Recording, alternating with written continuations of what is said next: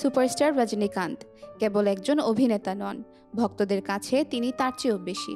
বিশেষ করে দক্ষিণ ভারতীয়দের কাছে তিনি দেবতার সমতুল্য। তবে তার সুপারস্টার হওয়ার গল্প যেন সিনেমার গল্পের মতোই। শৈশব ও কৈশোরের শুরুর দিকে এই সুপারস্টারকে চরম আর্থিক সংকটে পড়তে হয়েছিল। তাই ক্যারিয়ারের শুরুতে তিনি কাঠমিস্ত্রি ও কুলিসহ বেশ কয়েকটি কাজের সঙ্গে নিজেকে জড়িয়েছিলেন। পরে তিনি বেঙ্গালোর ট্রান্সপোর্ট সার্ভিসে যোগ দেন। সেখানে তিনি বাস কন্ডাক্টর হিসেবে কাজ করেছিলেন।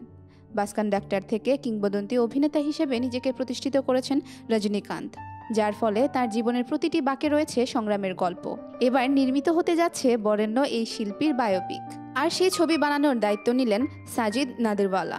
বেশ কিছুদিন আগেই শোনা গিয়েছিল যে নতুন একটি প্রজেক্টের জন্য রজনীকান্তের সঙ্গে হাত মেলাতে চলেছেন সাজিদ নাদিরওয়ালা, আর তারপর থেকেই নানা জল্পনা কল্পনা।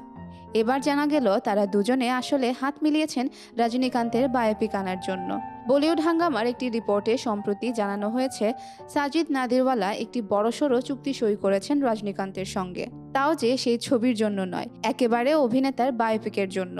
সূত্রের পক্ষ থেকে জানানো হয়েছে প্রযোজক যে কেবল অভিনেতার অভিনয়ের ফ্যান সেটাই নয়, তিনি ব্যক্তি হিসাবেও ভীষণ পছন্দ করেন রজনীকান্তকে। সিনেমার গল্পের সত্যতা নিশ্চিত করতে সাজিদ গত কয়েক মাস ধরে রজনীকান্ত ও তার পরিবারের সংস্পর্শে রয়েছেন।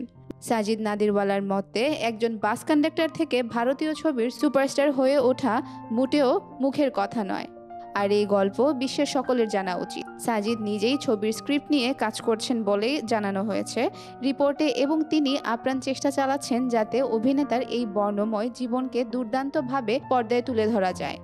জানা গিয়েছে রজনীকান্তের বায়োপিকের শুটিং 2025 সাল থেকে শুরু হবে। এখন কাস্টিং ফাইনাল হওয়ার অপেক্ষা খালি।